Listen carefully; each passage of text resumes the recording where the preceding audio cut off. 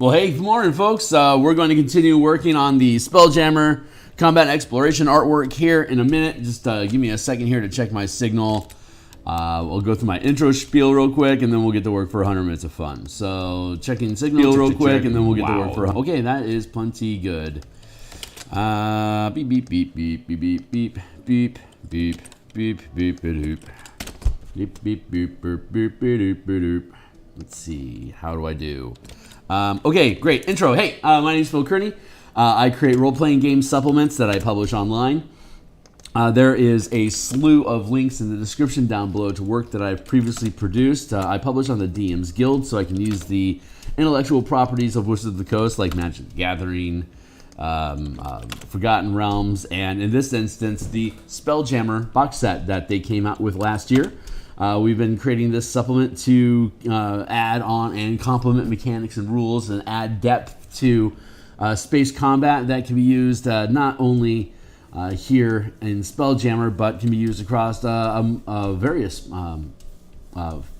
D20 type RPGs. So we're going to do some artwork here for the book. We created this book cover around episode 15 of this stream, which is up to 195. And we've picked up some more followers. Hold on real quick. Let's see, I just hit on Twitter that I'm live, so you can follow me at Theurgy if you're on Twitter. Otherwise, bell icon, like, subscribe. Yeah, hit the bell icon to support the growth of the channel. We're up to 196 followers now, so thanks a lot, subscribers. Really appreciate you guys being on board with us. So we created this book cover on episode 15. We're currently working on the equipment and ships chapter for the art. When we last visited here, we were hacking our way through this barbarian pilot to get him up and running. We also have now the completed line art for Zedalia using the necklace of fresh air. We have as well the navigator pilot using the orrery station, which we'll be able to detail as well. So he needs color now. She needs color now. And the barbarian pilot that we've been working on already has color but needs to be finished. So I think we're going to start. Here for now. And I've got a 20-minute timer here going. When that pops, maybe I'll just start bouncing between these three pieces, because there's only three pieces I need to finish illustrating for us to be done with the equipment and ships section. As soon as these pieces are done, we'll be moving into the combat chapter, building out sketches there and then colorizing all of them. So seeing where we need to put in charts, graphs, tables, blah, blah, blah, and flesh out the rest with illustrations. So I guess let's just get after this. This is the leg that we've been working on here.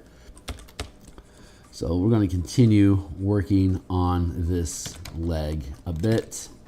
We're in a separate layer here for the right leg, so that I don't have to interrupt the structure of the ball and pin joints that's going on inside the hips.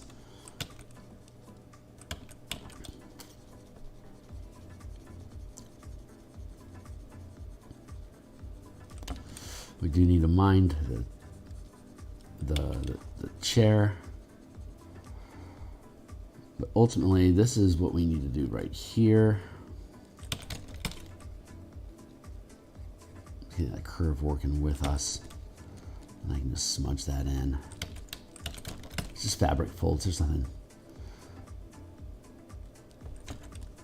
too outrageous about what this is, so it should be pretty easy. We have the balls of the control.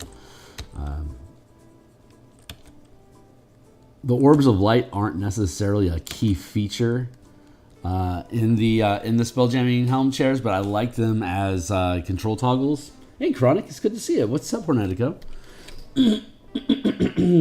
You have messages that aren't sending. Okay. I'm going to take a sip of coffee here. B, aggressive. B-E, aggressive. B-E, A-G-G-R-E-S-S-I-V-E.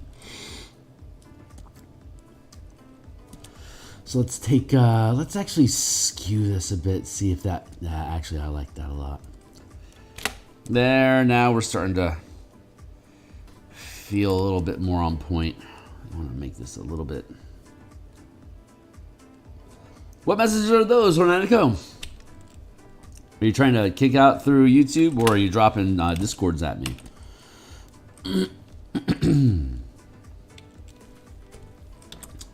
I feel like actually this leg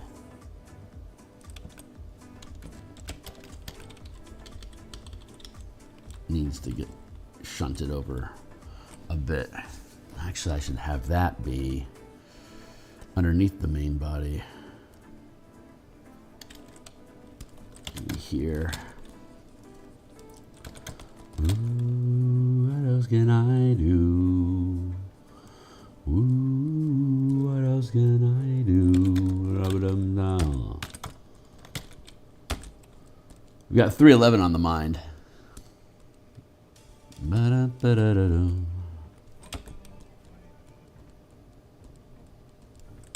That's the culprit right there.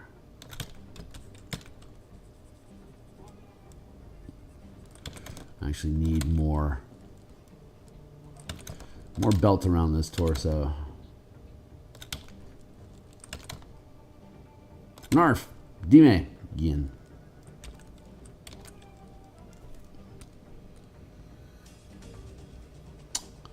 Oh, that's compelling.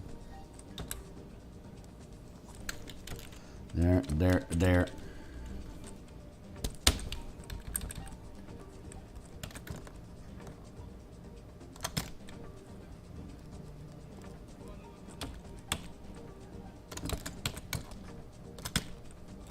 I'm easing into the morning, folks. I got okay sleep last night. So hopefully that'll convert to some rando conversation for the next 100 minutes.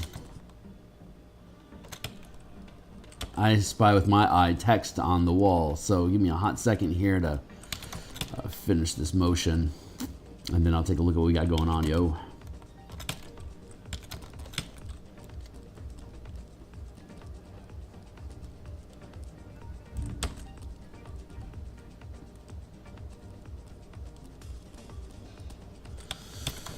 That goes like that. His belly button is off. We'll do that, and we'll smudge that in a little bit.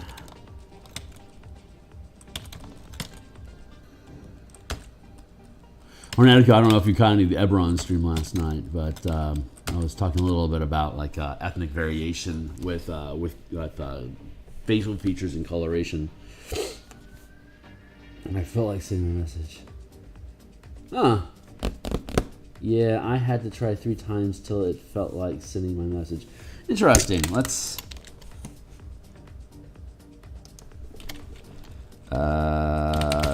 chat.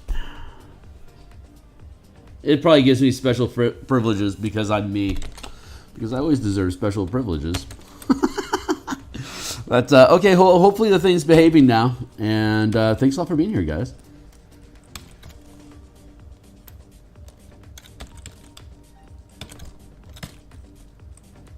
We'll have to we'll drop in highlights for reels, given the light that's radiating from here. Once we get the chair finished, the last layer will be radiance on the chair, on the structure of his pants. I've already got some highlighting going on here with his ribbage, but we can hit some highlights in here as well. I'll have to fuse this all down to the same layer again. Where are we at anyway? There we go.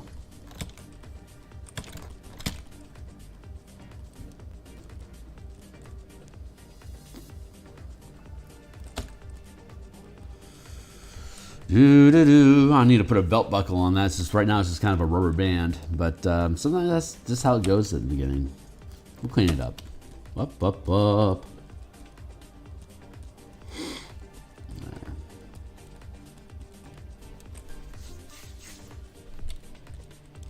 I'm excited for my team today. They're currently we have the time travel, the Groundhog's Day campaign that we've been running. We're level 18, and they know if they can resolve the current challenge that they'll hit 19th level, so they're motivated.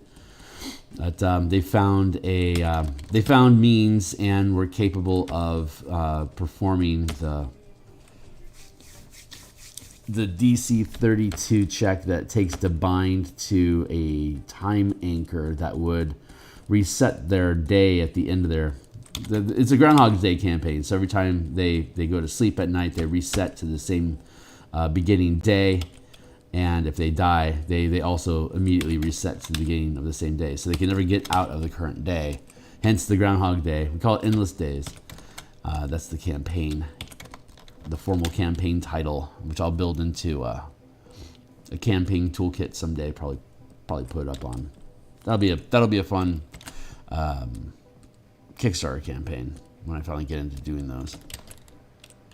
There, save, down. I think I can afford to merge that down. But yeah, so they have these anchor points, kind of like a bonfire or the Druid's Circle of Dreams teleportation ability. That whenever they take a long rest, they appear at whatever location that they've basically like created as their saving point. If they don't have a saving point, they default back to the same bar where, because we started the campaign. These are all first-time D&D players. So I started them in a bar, of course, hungover. Before they knew they were in a time travel campaign. They were just, doing a normal day of adventuring. It took the first 3 sessions and first level to get through the first day. And when they did, they woke up back at the bar. And it took them a few minutes to realize what had happened. But they were pretty savvy to it quickly and were excited. But the way that mechanics work is that they always wake up at that bar unless they bond themselves to another, effectively what you'd say is a bonfire. And so they can gain some mobility around the campaign world by creating or finding new bonfires to basically save to. And they just found a new bonfire that not only will have them reset at the location that they bonded to, but the time that the bonfire was created in the first place. So they can actually shift through time. They can shift back in time if they can find a bonfire that was created before the day that they're currently living through, and they just found their first one. And it's a doozy. It sends them back 5,000 years into the history. And they've been finding relics and like hints of epicness that happened 5,000 years ago involved with the current campaign threats that they're resolving in the world, like the adventure, the bad guys, the big bad evils started their plot 5,000 years ago, and it's evolved to the point where the world ends today. That's why if they don't solve the world, everyone dies and they all automatically reset to try again. So every day they've been trying to save the world, and every day they've failed. From level 1 now, well, they didn't realize that the world was going to end until level 2, and that they were in a reset loop. That's kind of what clued them off that something was going wrong. And there's this Circle of Dreams that's overseen by a gatekeeper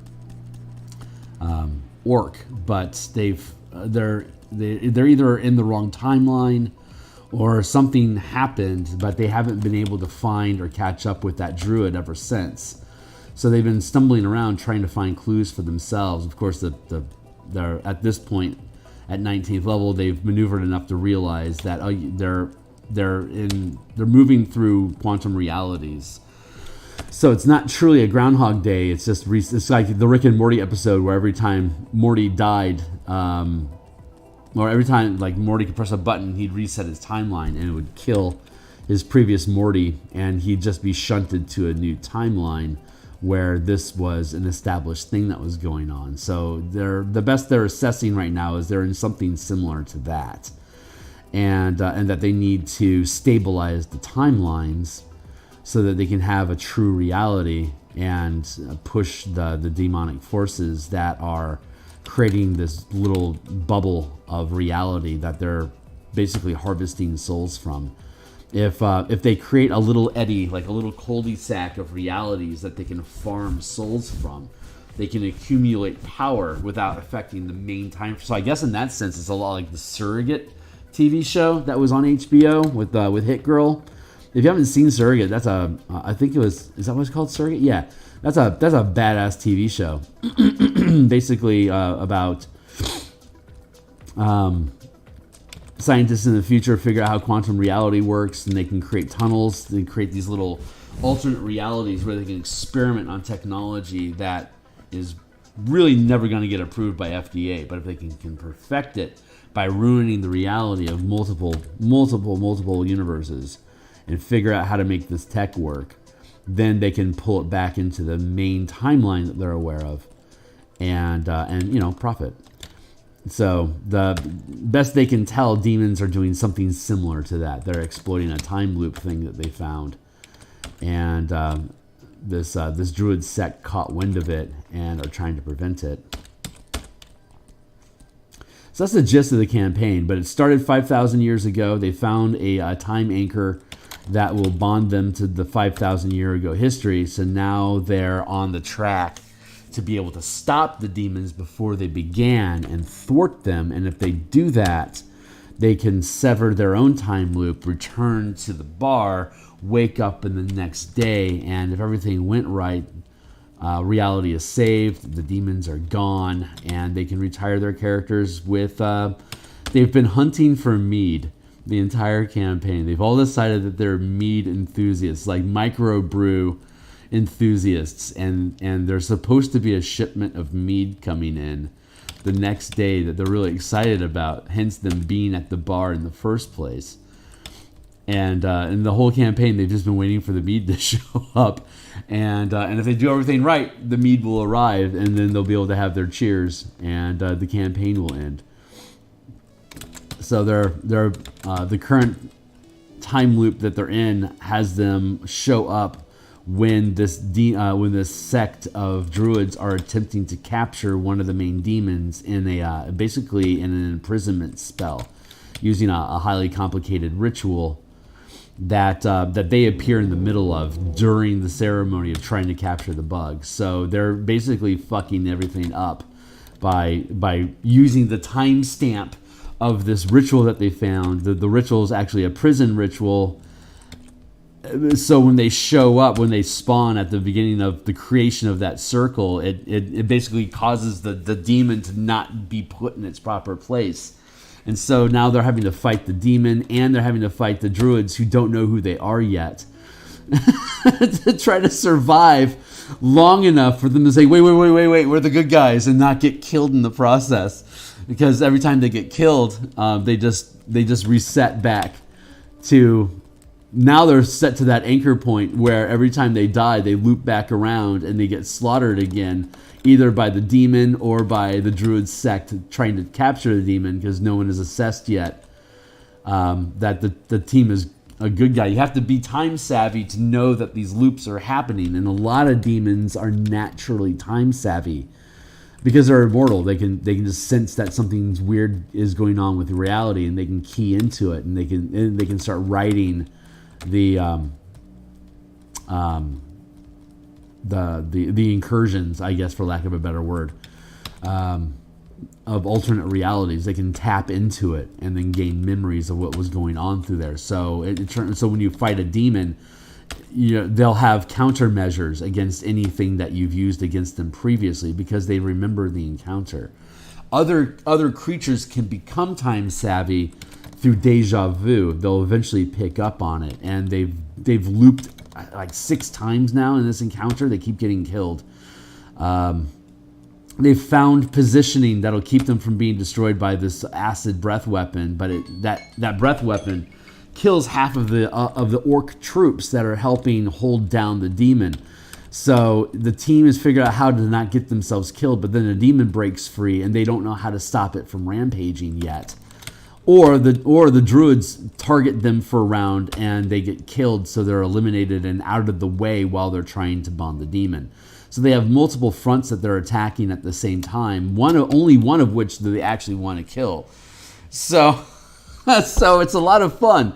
But once they figure it out, they'll have freedom of movement again to be able to get out of that that dungeon trap, and then be able to move forward to affect the rest of the campaign world. That'll earn them 19th level, and then at any point, if they can figure out how to stop the demonic incursion, they'll get the 20th level. And if they're successful in whatever their plan is, then the campaign will end with them at 20th level. And at the end of each of my campaigns, I always let my players basically make a wish that that will affect the rest of the campaign world moving forward in future campaigns. So I'm waiting to see. I'm really anxious to see what they decide they want, how they want the future to be modified for upcoming campaigns. But then we're already on deck for a Spelljammer campaign when this one concludes. So they're still in the thick of solving the time loop issue while I'm on the down low over here, trying to build out the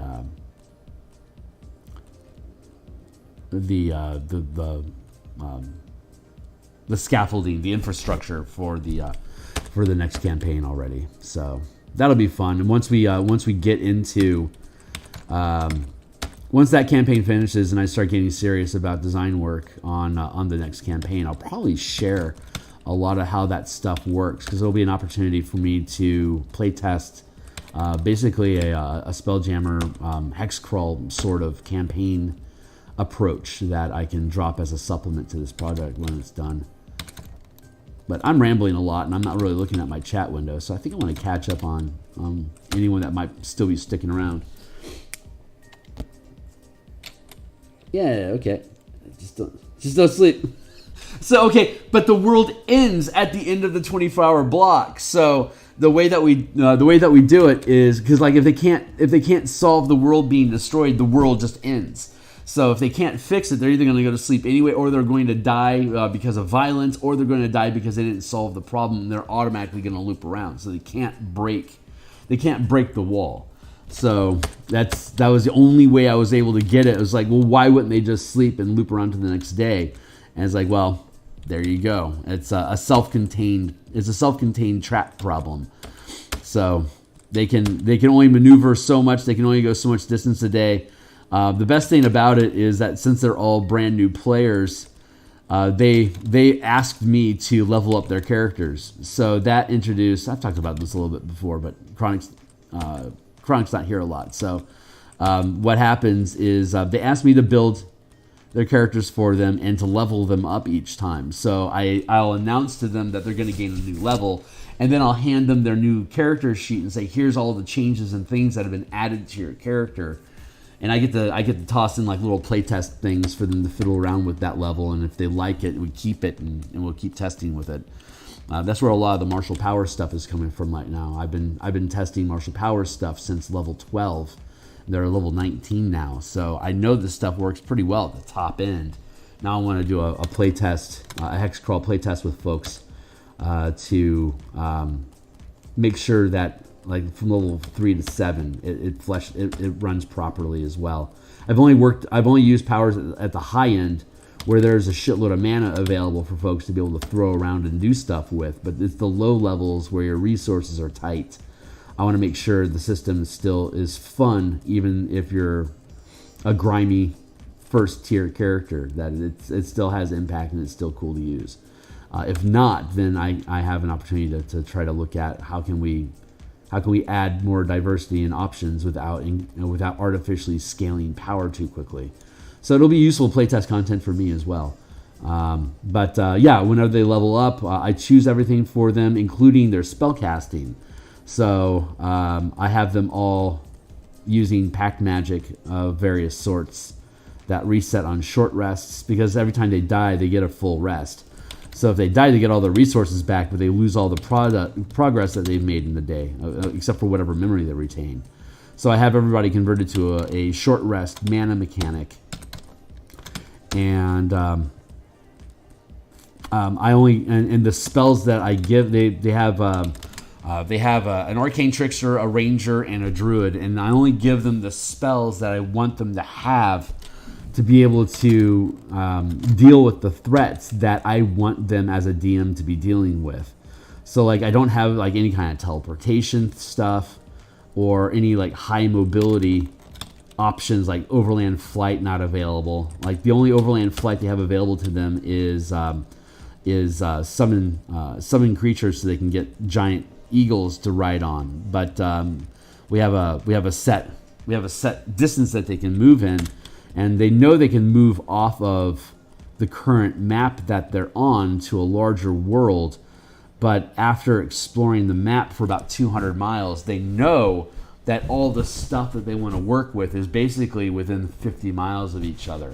So they've never had a reason to leave that block of ground. But when we first started the campaign, they were aware that there was potentially demons doing stuff at different parts of the world. So there was at one point the option for them to figure out how to tree stride from one druid monument to another. But as they kept developing the campaign, they realized the actions that they were taking were causing the effects to collapse closer and closer to where the core of the problem was, which is within this 50-mile block that they're in now. So even if they had moved into a larger world, if they were attempting to solve the core problem of the campaign, it would have led them back to where they were initially anyway.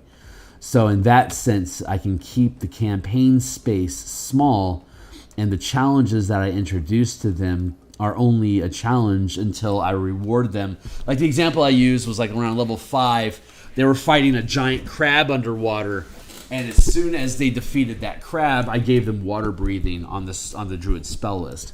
Until then, they were having to fight the crab while holding their breath, and one of the ways that the crab would kill them is simply by gripping them and just squeezing all the air out, and they'd suffocate. Once they lose their breath and they take a level of exhaustion, they're now at disadvantage on their strength and dexterities. And at 5th level, they couldn't defeat the CR10 crab that would just squeeze the life out of them. They'd have to roll a natural 20 to be able to break free from a claw once it got on them and squeezed them out.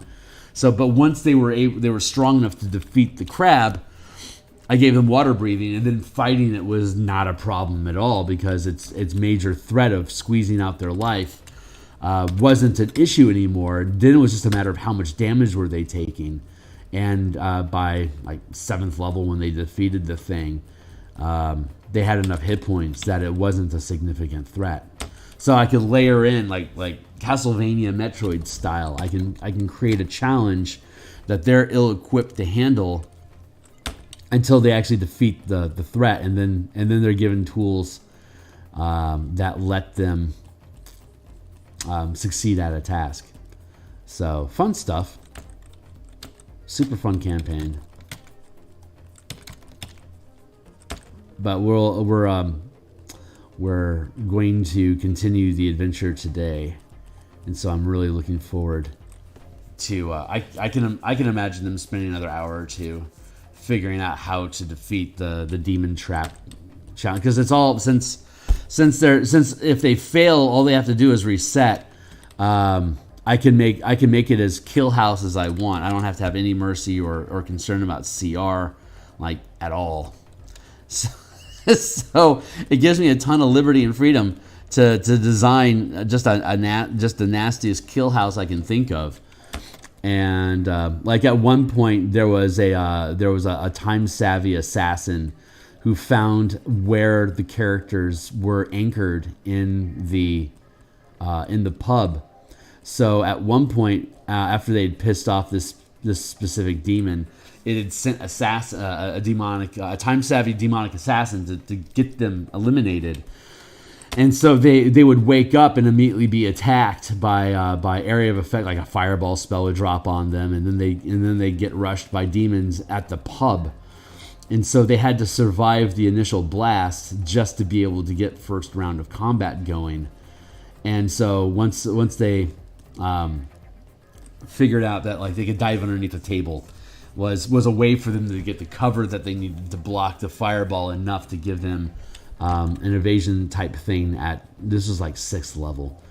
And so they before the rogue had evasion at 9th level, so they were all taking severe damage from this conflict. But once they realized where they could go and where they could establish themselves, like they had one round of decision making, and if they didn't make the right decision, they were dead.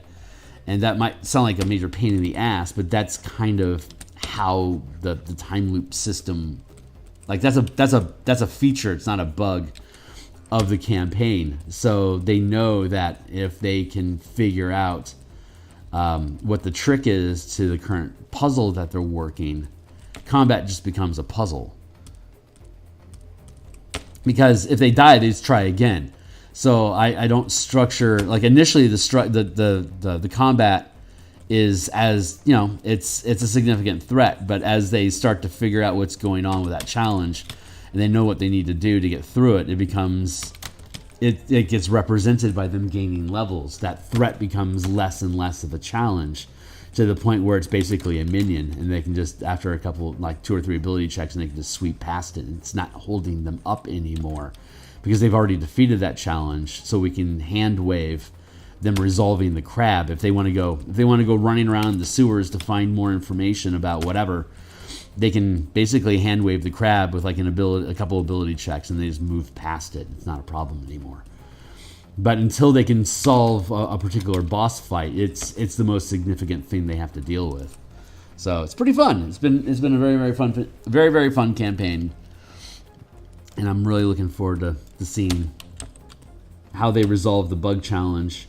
I just know what the bug does. I know what the timing of the druids are. I know what happens round by round, and until they figure out what happens round by round and how to outstep what occurs, then they're caught in it and it kills them. So it's frustrating, but they know it's frustrating because they just haven't figured out the dance nation, left right, back forward, back forward, duck jump duck jump duck. We're safe. Doesn't sound, it sounds kind of gamified, and it is. It's very gamified, but at the same time they're having to make decisions about who are they fighting, where are they positioning themselves. So amidst the actual combat, that they're just doing 5e combat, right? I mean, I use group initiative and stuff, so I use a highly modified version of it, but it's still, you know, it's still rock and roll. So they're still, you know, fighting stuff on a round by round basis, you know, using their bonus actions and their reactions and stuff to deal with the threats on the table, while they're also looking at the bigger problem of, if we fuck up, we're going to get killed, reset and start over again.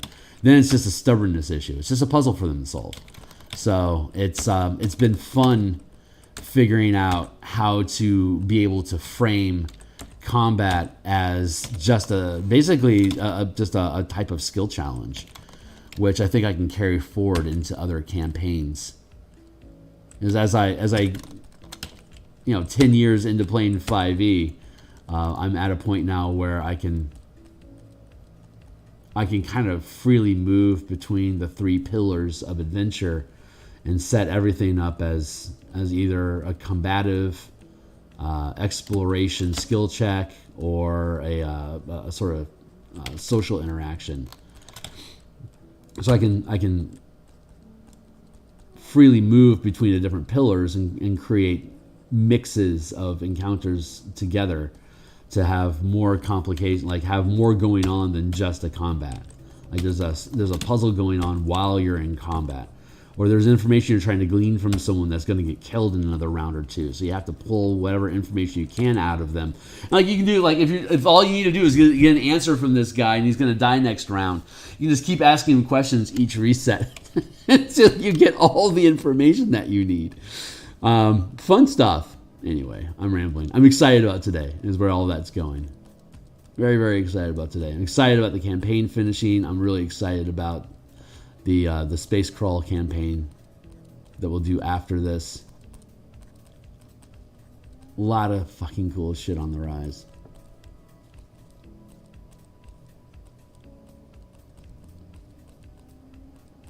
But in the current campaign, they're all human. I didn't give them any racial variety. I just created a cleric, a paladin, a fighter, a monk, a ranger, a rogue, and a cleric. And they went with paladin, ranger, druid, and rogue. And we eventually we recently just lost our paladin, so we're just going to finish out the campaign with the 3 of them. Because it's so inbred at this point, like bringing in somebody new as a ringer or as a pickup, it's like there's so much going on. It doesn't make sense to bring somebody new in and try to teach them what the fuck is up. These are just to finish the campaign, for me to scale down the severity of threats so 3 people can handle it, and just to close up the campaign with those that could stick around, and then start up something new and open the door for other people.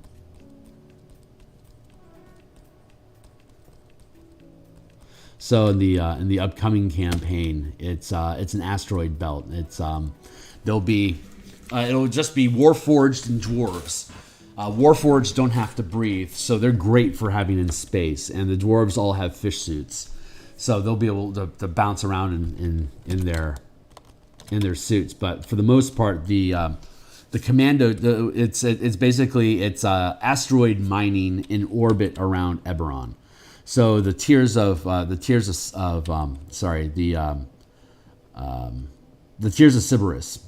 are the giant crystal asteroids. There's an asteroid belt around Eberron, and it's made of giant crystals.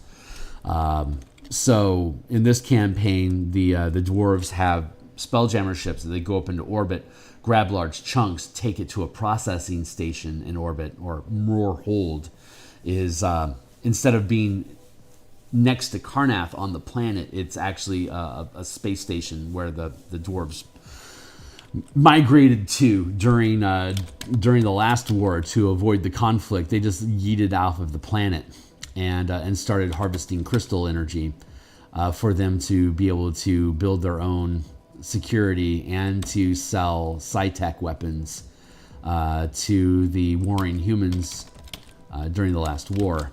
And so now that the last war is over, their mining operation is still going. But the way that it works is you have to identify an asteroid that has resources worth harvesting, and then you have to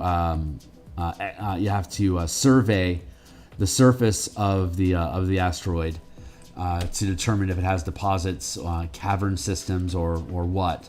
And if it has cavern systems, it's going to have monsters in it. So you have to send in a team to clear the monsters out. Once the monsters are cleared out, you can send a mining operation in to start extracting chunks of crystal or ore from the asteroid. And once you've taken everything you can from it, you exit and then go to the processing station and begin processing materials, and then you get paid. And then you can upgrade your equipment, hire a new crew, or whatever it is that you can gather with your resources that you acquired, or you can convert all of that virtual currency into renown so that your organization can grow as a mining operation, gain more reputation, and then you can gain more skill points basically for your guild to like have more people performing excavations, or improve your recruitment effort to get higher tier or higher level combat teams that will clear the dungeon, or get more proficient miners so that you can extract a higher percentage of ore content. So I'm having to work out these different bonuses and rewards for the loot that's extracted. So once it's all built out, it should be a pretty smooth Spelljammer style hexcrawl campaign. And of course there'll be space pirates. You know, the Dargoon will have their own goblinoid spaceships that they can raid with, and then the Redra are angry that the dwarves have started harvesting crystals because it's fucking with the psionic energy of the planet. So the Redra's dream reality is at risk of crumbling, so that they have to now send up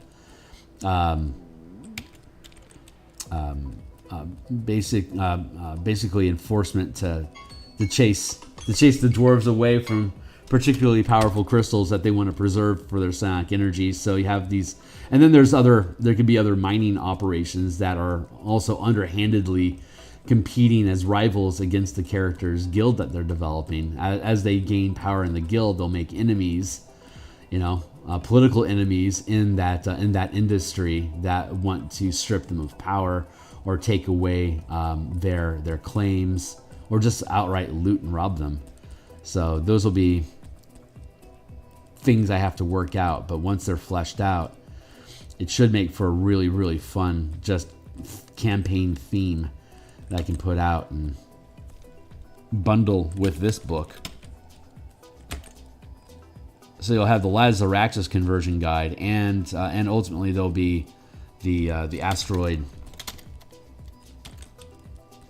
harvesting campaign toolkit, but that would be like 2025. Because it'll take a while for me to build out the campaign, test it, run it as an actual campaign, make it work before I bring it to the community. I'm kind of rambling. Don't mind me. This is going to lead to an extremely high level of interest. Yeah, definitely. That's a fun campaign. It's good stuff. The time loop campaign is a particularly good one. I'm quite proud of it in whole. It's one of my better campaigns.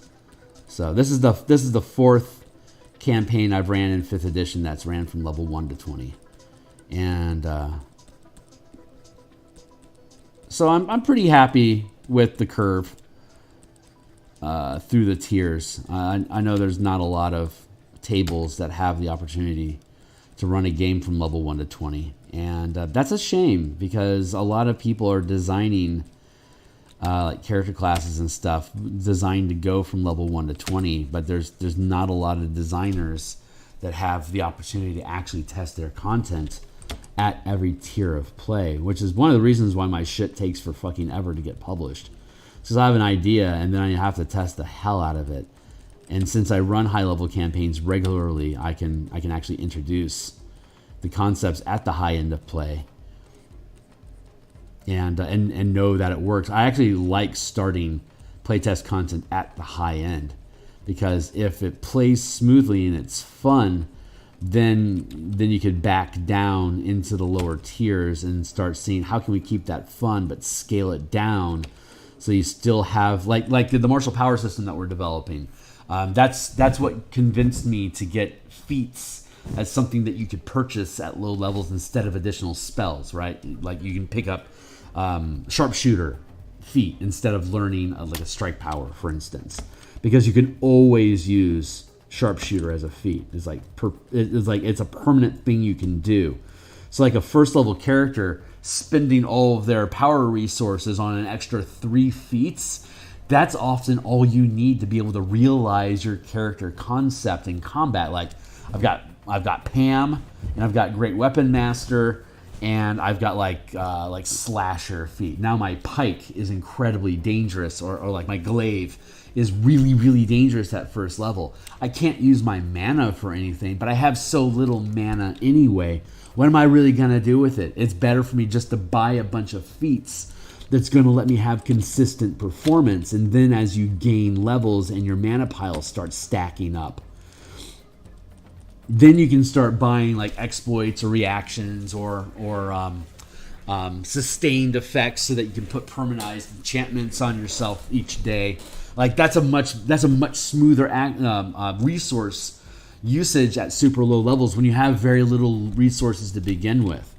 So that's super freaking fun. But I haven't actually play tested martial powers below 12th level, so I need to do that. So that's why I'm going to start up a new playtest group once the Spelljammer book gets published, because I'll be working on Eberron for the next 5 months, and and then during that time I can just run a once a week, like a 3-hour hex crawl or dungeon crawl from like level 3 to 7 for people specifically using martial powers across the 8 classes that it works with. So there'll be enough character variety on a team to be able to get some decent feedback with it, if the people are willing to do it. And I didn't have any. See, when I did the Spelljammer and vehicle combat for the mass combat system playtesting, it was easy for me to recruit people because I was like, play whatever class you want. The system doesn't care what classes you play.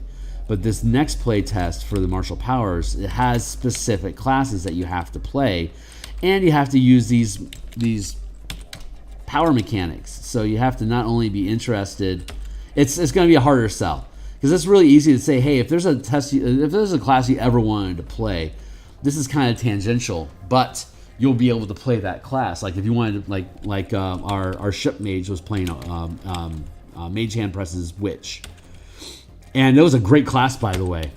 But she chose all of all the commander feats that we had built. So she was playing a witch, but she was also specializing in being a battlefield commander as a witch.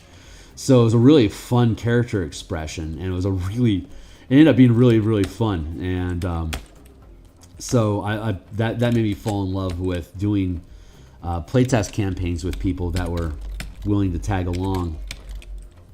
Because we were using Horde of the Dragon Queen and Descent into Avernus as our testing grounds. So we got to approach those campaigns from very different directions using the command mechanics that I had developed with Ukulele Bard. So that was a ton of fun. But this time around, it's just going to be random dungeons. And we'll see. Hopefully, I'll be able to round up some folks that are interested to play for a few levels over the next couple months.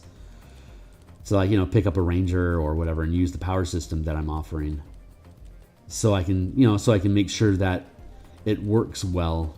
And what kind of comments do I need to make in the DM sections? Like you're gonna see, I already know, being able having a bunch of people that can use essentially smite powers to blow mana to deal extra damage ultimately isn't going to be a problem, because the paladin is a known variable, and none of this is outpacing the paladin. Everything in that system is designed to not outshine whatever class, the Bard's Inspiration adds boosts to people's saving throws and ability checks, and Power System has a number of ad hoc boosts to saving throws and skill checks. So, but none of it is stronger than what the Bard can already do at the same level. So, it lets you do a shitload of stuff, but none of it is as good as what a specialized character would be. So, you can kind of build your own action loops and your own character build out of it, but it's not going to be as strong as a core class that was already built to do that, if that makes any sense. Those were fun, man.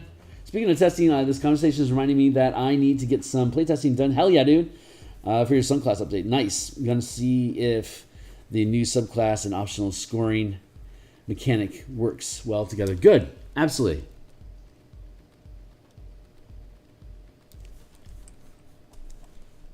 Yeah, that playtesting was fun as hell.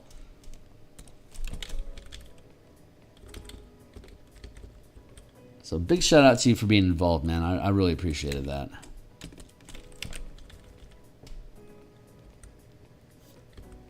There.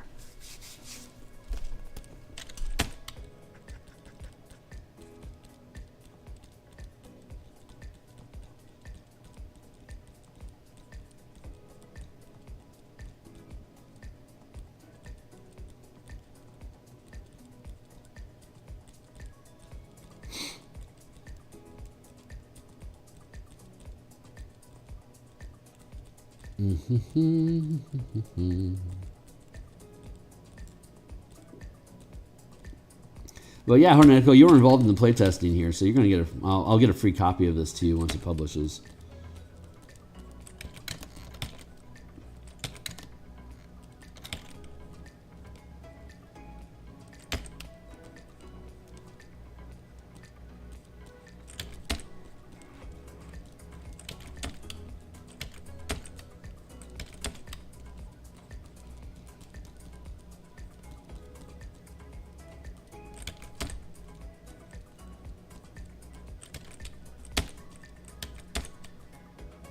There we go. Yeah, I'm feeling pretty happy about that.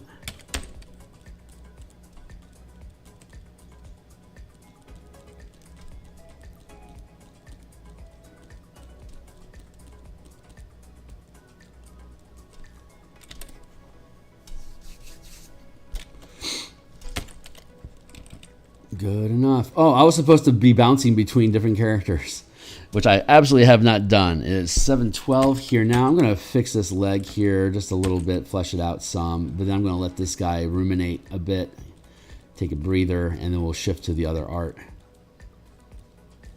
There. I might be able to get this done tonight during off stream.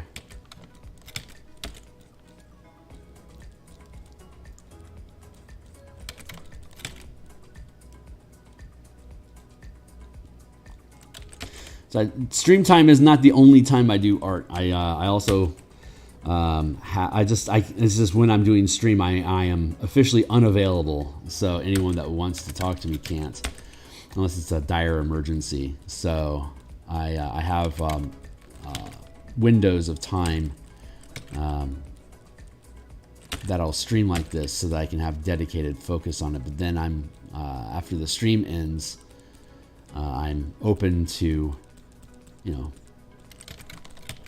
open to the family to be back on my radar and to, you know, interact with. But I have to treat this as a like an actual job while I'm on the job. I can't wishy-washy it as something casual, because there's a shitload of work that has to get done, and it requires a lot of focus and discipline for me to not burn out during the process. So if any luck, I'll have this picture finished tonight before sleep, which means that we'll only have the other 2 illustrations to worry about finishing. I still have to build the grid for the air bubbles, the Theurgy, the Umber Hulk, the Spiderling, and the Night Spider on basically on a diagram of showing scaling sizes for air bubbles. But I don't think that's going to be interesting. I'm going to do that this Saturday. So I'm going to stay focused on the page art here Monday through Friday, and then I do Eberron tokens and map production on Monday, like last night, and Thursday coming up. And then Tuesday, typically on Tuesdays, I do the Martial Powers system, but my work week is a little weird, so I'm going to do Martial Powers tomorrow instead of today. But I'm going to when we do Martial Powers, we've been taking subclasses for Fighter, Barbarian, Rogue, Monk, Ranger, Paladin, and converting them into the Martial Powers paradigm, and then giving them bonus powers, kind of like bonus spells that you would get from a full class subclass. But Big B's Giants just came out, so tomorrow I'm going to look at the Path of the Giant, and then build it into the power paradigm to see if we can make it a bigger deal than it is. See the pun there? But yeah, I want to use the Martial Power system with Big B's Giant option, and just to see if we can lean in a little bit more to that giantism than Wizards had the budget to go into. That's what I love about the power system, is there's so much budget and so many. It's like 140 powers plus like 20 feats that you can opt to learn. And with the kits that we build, you get 10 powers with a kit, and then you get 16 powers to learn on your own. So you end up with 26 powers, which of course could just be a shitload of feats if you really wanted it to. You don't get ability score increases, but you do get feats in general, and you can pick it pretty much in, like, you got a really wide array of feats that you could choose from. So there's a ton of ways to express your character. So we build these kits for each of the characters. So when we go into the Giants, we'll be able to look at what's out there, what we've already built, and see what makes the most sense to have for part of the Giant, like the shunt power, for instance, lets you hurl somebody up to 30 feet and deal falling damage while they do it. Whatever, blah blah blah, different stuff. Because we have such a 26 powers, and then having a mana pool to spend on those powers is a significantly large resource pool for you to be able to create this giant fantasy idea. as just a barbarian subclass with only 4 subclass features at 3, 6, 10, 14. That's incredibly limited on how you can express this idea of being a giant barbarian. But then if I stack in 26, like 10 specific powers that will help you feel more more giant-y, barbarian-ish, and then have the 16 that you could just choose for yourself, we can build a strong foundation for this as being a giant. And then extracted from that, you can then see how do you want to choose your own specific powers each level to further embellish your role on the team as a giant barbarian, to be able to help the team succeed their goals with your own specific kit that you build for yourself. That's the idea anyway. So it's been working great at 12th through 18th level. But again, I need to make sure it also feels good from 3rd to 7th level. So once we have that curve all figured out, we'll be good. Now what I need to do is I'll need to take this arm and overlap the leg with it. But this guy's like 90% there. I'm pretty happy with him as he sits. So this is the first page of the equipment and ships chapter. It's also the first page of actual mechanics in the chapter. Previous to this is the table of contents, the forward, and the book cover. So book cover, table of contents, forward, and then the first chapter, equipment and ships. Then we'll also have like a page showing all the different types of ships and their scale in comparison to each other. So as we get further into the equipment section, there'll already be visual assets. Your mind will already have visuals of what the ships look and how they scale with each other. But anyway, I'm going to close up this page here and get back into this one. So we have our color frame already set up here. This is still a little blocky and rough text, rough tooth pen work here, but it's sufficient in doing what it's supposed to do. So I can move forward with colorizing here and then use the coloring process to help clean up the line work as we go. So I'm going to use this base color here and then the shadow. That's how we'll start. I can just basically block the whole thing in with that with that color, and then we can distinguish flesh from there.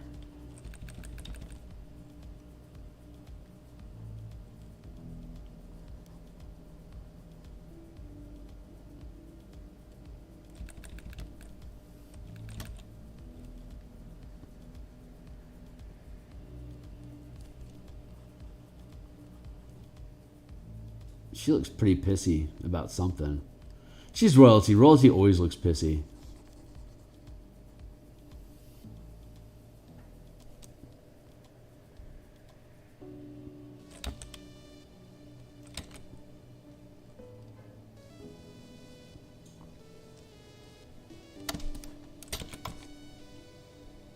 Yeah, it's all good. Just be able to block that in. Once we have the colors blocked in, we start putting some highlights on it. Then we'll do a wild space backsplash.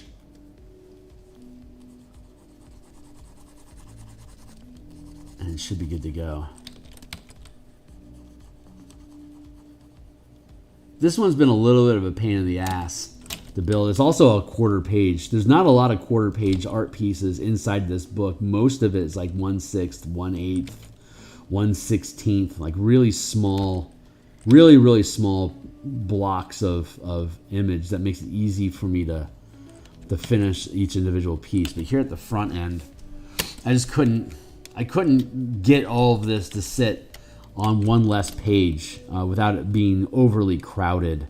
And the information didn't break proper. I guess I could like make up more magic items and artificially add them to the stack on these pages to reduce the amount of illustration space needed. But I also wanted to kind of swing into the book with a lot of large character illustrations so that folks can kind of like, just as the first impression that the book is loaded with art.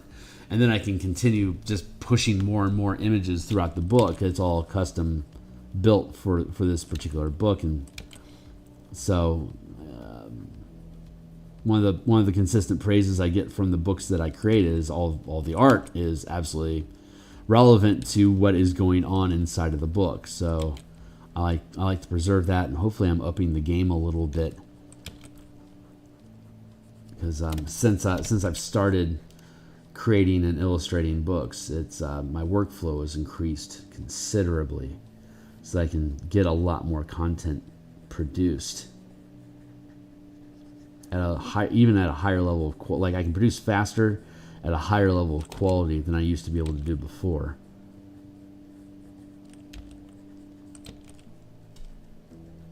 Like the core mechanics book took a good 18 some odd months for me to build. It's a 75-page document, of which like maybe 55 of the pages are actual text content. There's a lot of charts, like color magic charts about like what color each spell is supposed to be for each spell list. So the whole back end of it is mostly just a lot of charts. So of the 75-page book, only about 55 pages of it is actual mechanic concept stuff, like actual design work. And that took me 16 months to finish. This is 108 pages.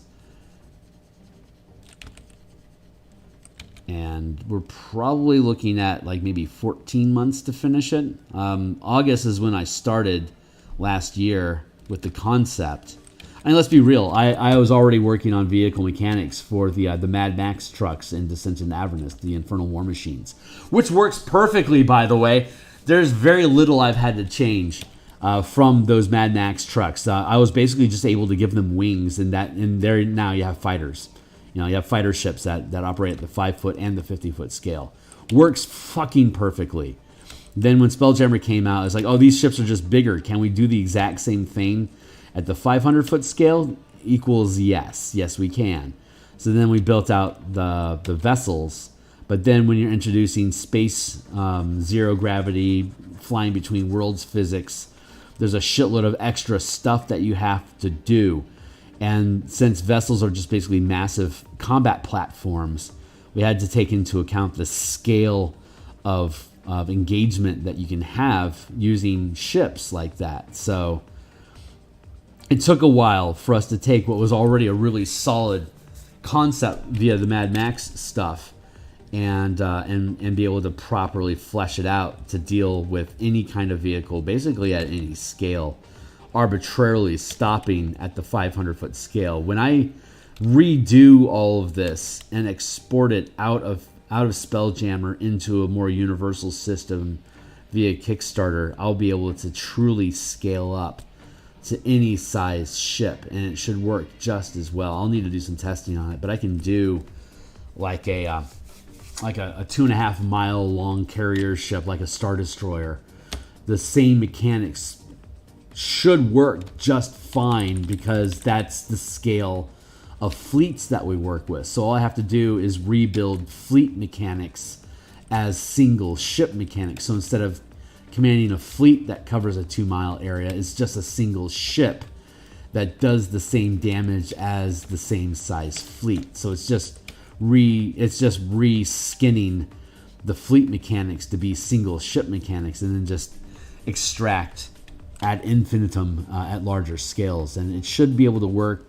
Obviously it works for 5e, but it should be able to work for Starfinder as well. I'll probably have to consult Ukulele Bard on how to convert to the PF2 paradigm. But Lancer should work just fine for Lancer.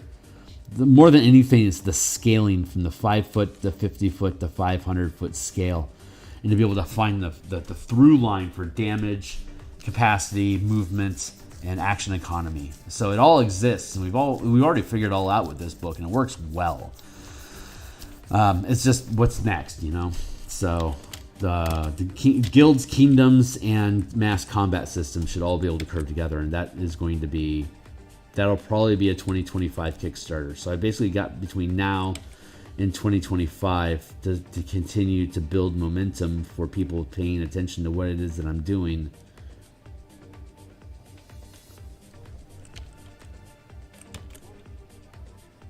so that we can garner enough interest to have a successful Kickstarter. The greatest thing about me being able to do Kickstarters is that since I do it all myself, the only risk to completion is death. And I'm young enough and I hit the gym daily.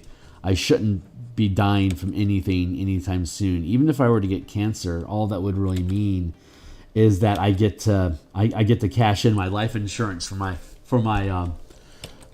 my terminal illness policy and get a couple years worth of income for me to quit my job. And then I kind of low key want cancer so I can quit my day job, get a huge payout, and just and use I'm gonna die, so I want to do whatever I want to do to paint more, and then defeat the cancer, and then go back to my day job. But hopefully I wouldn't have to. If I'm successful, I can come out of cancer with a Kickstarter company. So I am not wishing for that. That is some high stakes gambling that I would be doing there. But even if that tragedy were to happen, it would still assure, assuming that's not stage 4, it would assure that I'd be able to actually be able to complete whatever project it is I'm working on when I get struck by it. So I'm actually pretty cocky and confident that everything should just be fine.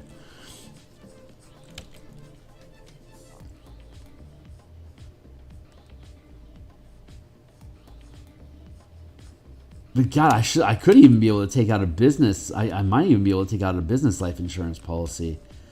Even if I did die during the Kickstarter, I could have the insurance policy refund everyone.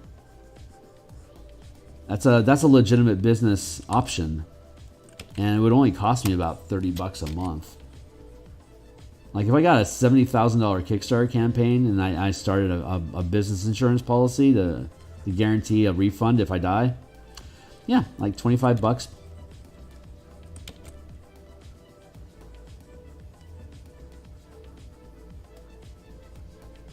That's some severe commitment.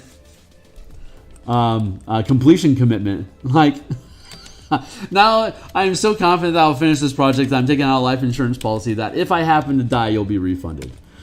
I don't think I've ever seen that in a Kickstarter campaign.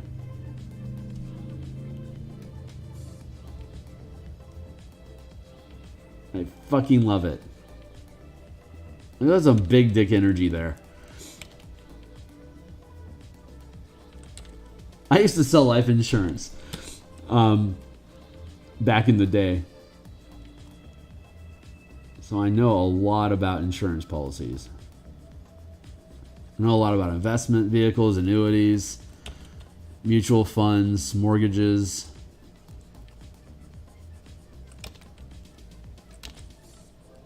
Auto and home insurance. I got out of the industry. It's just I didn't like the brokerage. The brokerage itself I enjoyed, but I didn't like the grind of building a brokerage. And mobility is a big issue in my life. So it was hard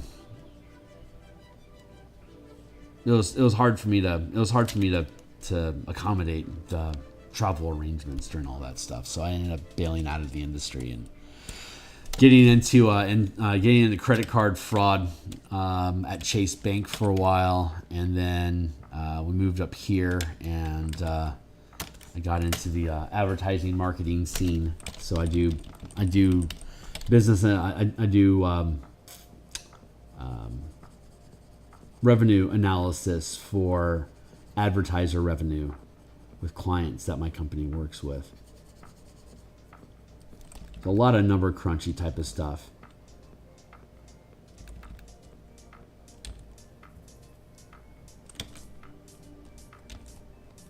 But it's fun. It's fun looking the way that I do, being a business like being an accounting number cruncher kind of guy. It's I'm not the normal. I'm not what a normal accounting cost analysis, cost analyst would look like. So that's fun. I enjoy that. But I did a lot of identity theft. We tracked online internet sale scams when I was working at Chase.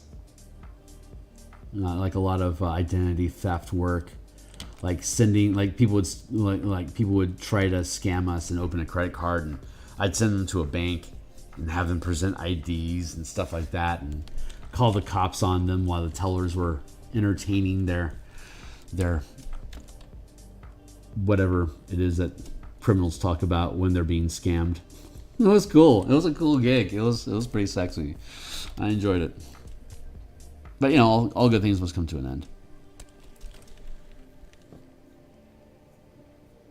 The bug-wing trucks. Yes, bug-wing trucks. Those are so fucking cool. I love that. I really would love to be committed to Wizards of the Coast and the DMs Guild enough to follow through and build out Descent into Avernus using all these mechanics that we've been building. That was supposed to be the crown jewel of the system development, of using the guild's kingdoms, mass combat, and vehicle combat mechanics that we've been developing, fold them all into Descent into Avernus. But then WotC started to nuke their reputation and destabilized income off of DM's Guild. Like, it's now after all this bullshit, it like, until I put out another book, like, I'm only making like maybe $100 some odd a month on the guild right now, and that's pretty weak. So like, I've seen a significant drop in general customer engagement on DM's Guild since the OGL incident. Like, it really felt like it soured the market somehow. I can't imagine how that would have happened. But I don't honestly even know if this Spelljammer book is going to go well on the DMs Guild. I'm committed to it being Spelljammer and on the DMs Guild, but I'm also, like I've been talking, I've got a back door that I'm building now to get out of that. Because if Wizards is going to damage their reputation so much that third-party content creators like us can't lean on their IP to guarantee sales, then they've lost their usefulness to the creative industry, and it's time to move out of the sheltered bay of what WotC content is, and to move into ultimately I need to move into a bigger world anyway. So it really is a blessing that it happened. It's just I was really looking forward to doing so much more on the DMs Guild, and I just don't know if it's going to be plausible anymore. Like, it just might not be a good use of my time anymore to be building on their platform instead of focusing on my own. I used to be really content with it. It's like, give unto Caesar what is Caesar's, but if Rome is burning, where's my taxes going?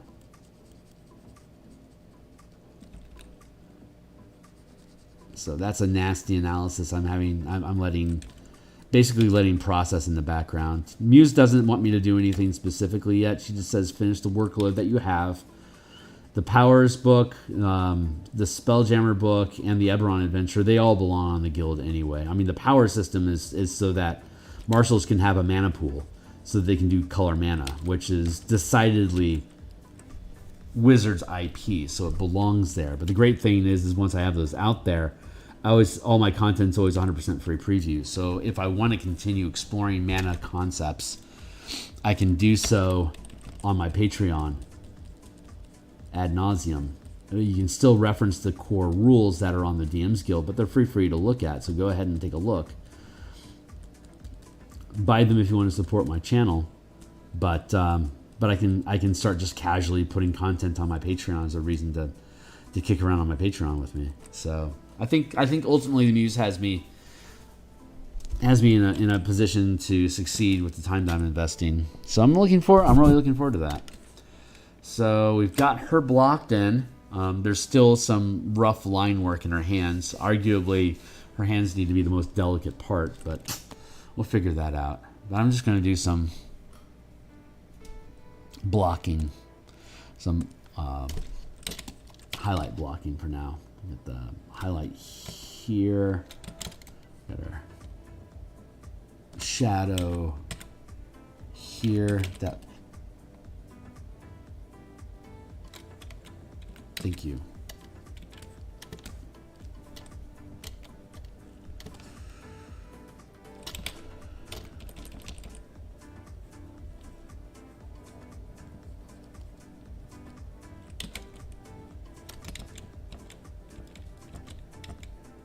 Huh.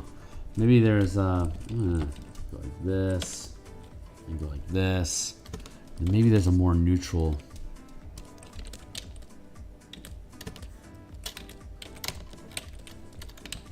Yeah, that'll do.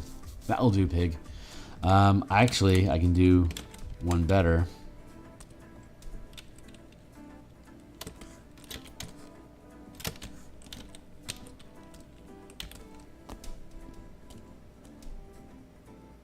There, I can just drop the opacity a little bit, blend those two together.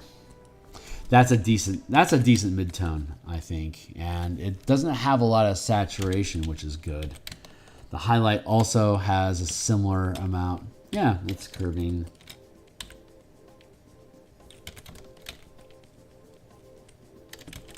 Let's do like this.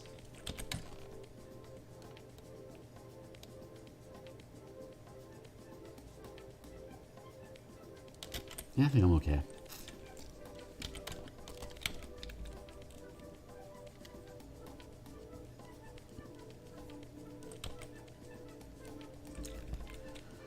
Let's start blocking in some of the shadow. Like that, like that.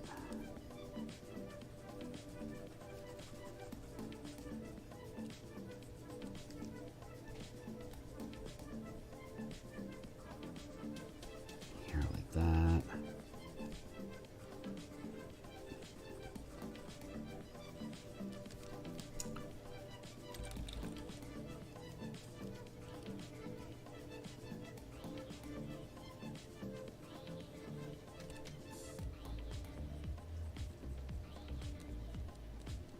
I got a really good feeling about this picture. I'll argue that this is better than the token that I created. I might actually just use this instead of the token that I made. This is pretty good.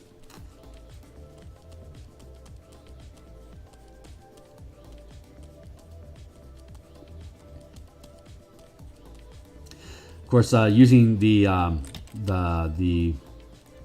astral navigation mechanics that we have in this book, which we'll look at once we get down into the exploration section of the illustrations, but just as a comment or some musings, that picking up the princess is super useful. It makes Topola's tower irrelevant because Zedalia lives in Zaraxis. It is intimately familiar to her.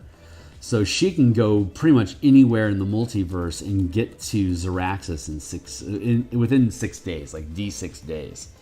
Like it takes virtually no time for you to get back to your home planet. It's wandering abroad that takes so much time because you don't have a destination other than a potential description in mind. And descriptions take like up to it's like 5D 12 days. It's 1D6 for some like your home world or places that you're infinitely familiar with. It goes from D6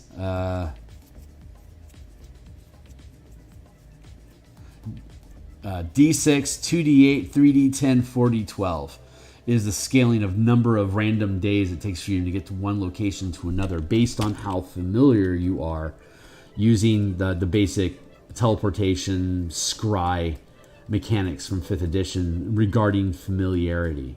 Like they have those like very familiar, seen once, description only. Like those descriptors result in different travel times in the astral sea to different locations that you become familiar with. So if you pick up Zedalia off of the Space Pirates, spoilers, if you pick up Zedalia off of the Space Pirates, you now have somebody who has first-hand information about the destination of Zaraxis. So once you get through, you have to go to Topola's tower so that you can get reliable directions to Doom Space. But then from there, from Doomspace to Zaraxis, if you have Zedalia on your team, she can get you there in a week. So the enemies have considerably more time ahead of you. Don't need that. I'm just going to get rid of it. But that helps you collapse time frames so that you can get to the Citadel of Light before the plants destroy your homeworld. If you're going with the generic, if you're going with the assumed plot hook for getting into Light of Zaraxis in the first place. What time is it? It's 42. All right, I don't have 20 minutes left. I've got about 10 minutes left. So I'm going to drop my timer down to 10. We're just going to do some Zedalia coloring here while I just random on about whatever. But yeah, that's just like one of the very basic mechanics that we added in this document as just like low-hanging fruit ideas about like how can we make astral travel more generous, more fun, and to gamify it more. Like as it is, there's nothing you can do to help expedite movement through the astral plane. But if you use this familiarity system, now you've got reasons for characters to go like do library research to find out about obscure locations in other spheres or planes of existence, or for you to scout somebody that's like Zedalia here, who's familiar with the destination that you want to get in, so that you can hire them on as guides, which is also a great adventuring hook for low-level characters. Like, we need a guide to get us to wherever your spelljamming characters came from. You know, choose a plane of origin, and once Planescape comes out, that'll be a much more literal question. Like, you can have rangers from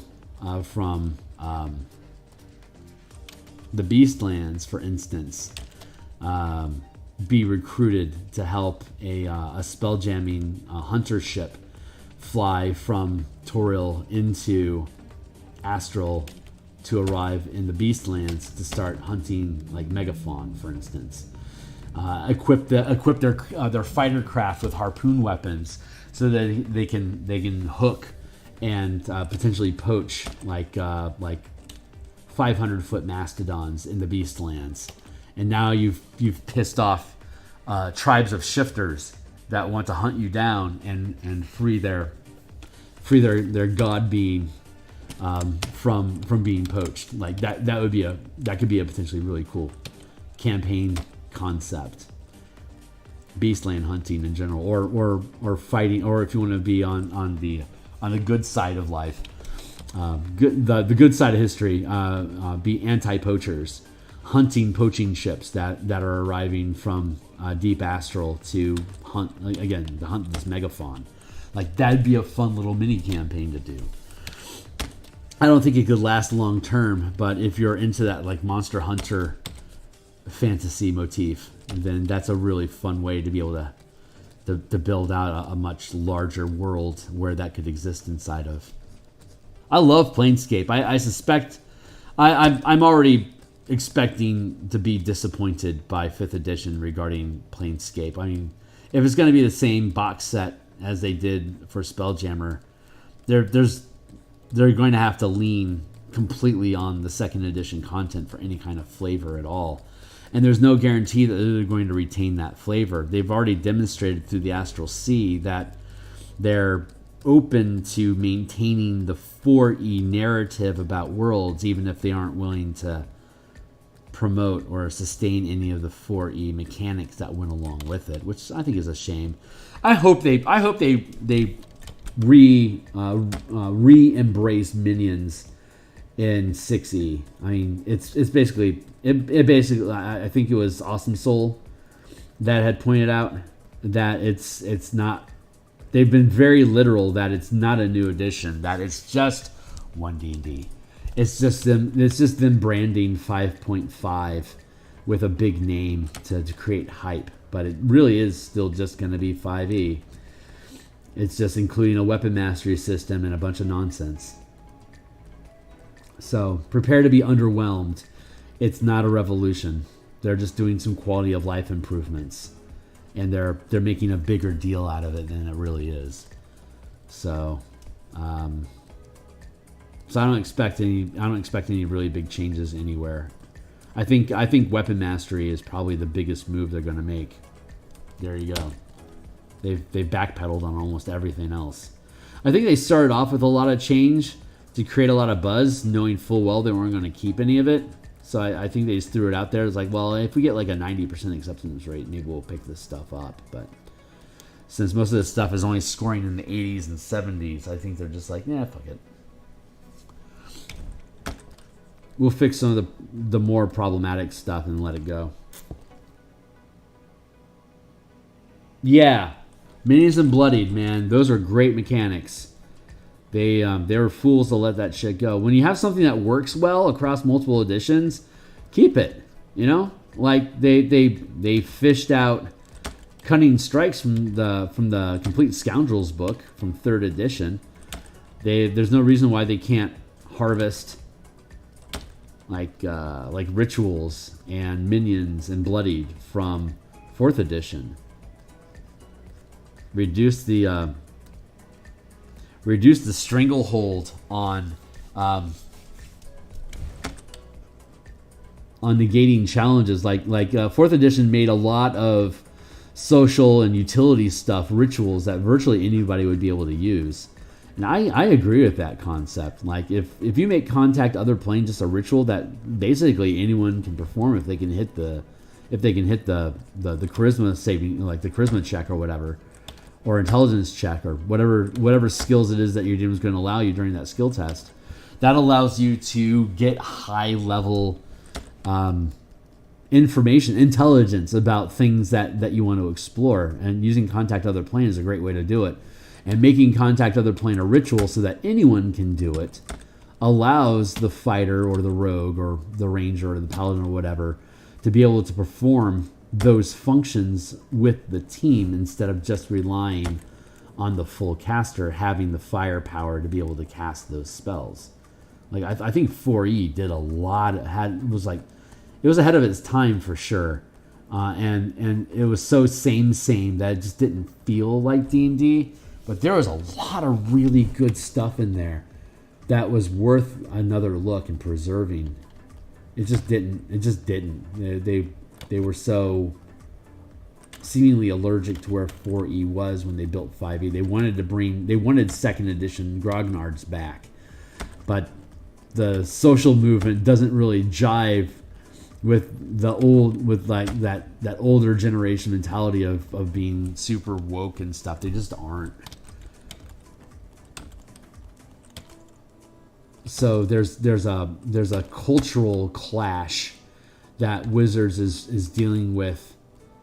The pocketbooks of the grognards don't want to come back because they don't like the politics that Wizards is allowing themselves to get embroiled in. I just don't think businesses have any business, pardon the pun, being involved in any kind of political or social movement. Like, just stick to your lane and stop trying to fleece everybody with your fake concern about where culture is at. You're just gaming the system to gain more profit. It's shallow.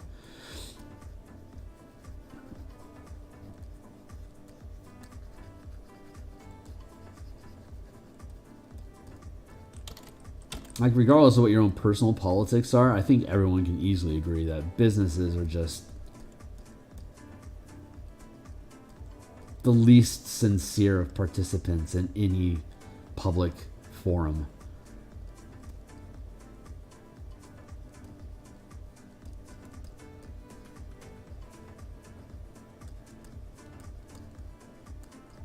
But that's corporate hustle, you know. They're running their own side gigs. And they want people to pick up on it, and just like all content creators, they're running their hustle, and any opportunity they have to talk about what they got going on a larger audience, they're going to want to talk about it because that's their hustle. So cheers. I get it. I just don't think there's any sincerity to it. It's like going on somebody else's stream and talking yourself up instead of talking them up. It's like, this is their channel. Talk to them. Unless, of course, you know, they specifically bring you on to talk about your own stuff.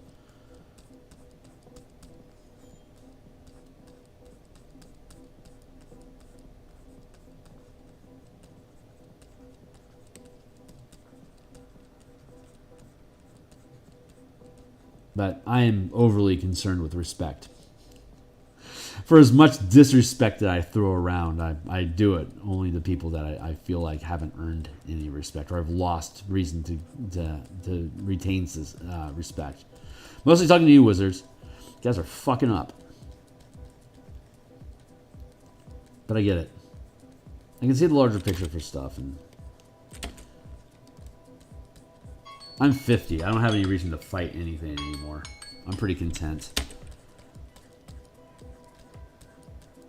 As long as no one's taking shots at me, I can understand where a lot of people are coming from with wherever they're at, and however much they need to share, and how much they feel that other people should be on board with them. Like, empathy is a powerful skill that isn't owed to anybody, but having empathy helps understand when people are coming in hot, that they're triggered, like to be able to feel the trigger and not take it personally. That's really important, especially if you're trying to maintain a neutral stance in quickly changing societal virtue signaling, as it were. Like, just to be able to respect what it is that the signalers are attempting to achieve is often sufficient to be able to give them the respect that they're due while being able to maintain your own frame, which is important. So that's my TED Talk on respect in organizations, and I am pretty much done for the day. So I will not be on for Martial Powers today. My schedule is odd this week, so I'll be on tomorrow in the afternoon. Actually, I'll probably be on like around 11 o'clock tomorrow. That's my intention anyway. Be on at 11 o'clock and be done by 12:30. So I have an hour and a half to work on the path of the giant barbarian, to build that into a martial power system, as we do each typically Tuesday. But that'll be on Wednesday this week, and then we'll be back on Thursday evening for more Eberron character art. This is coming along. I like these. I like the delicate transitions here in these shadows. I think we're gonna be able to pull off Silk okay. Muse doesn't want to let go. Come on, baby. There you go. Oh God, that feels good.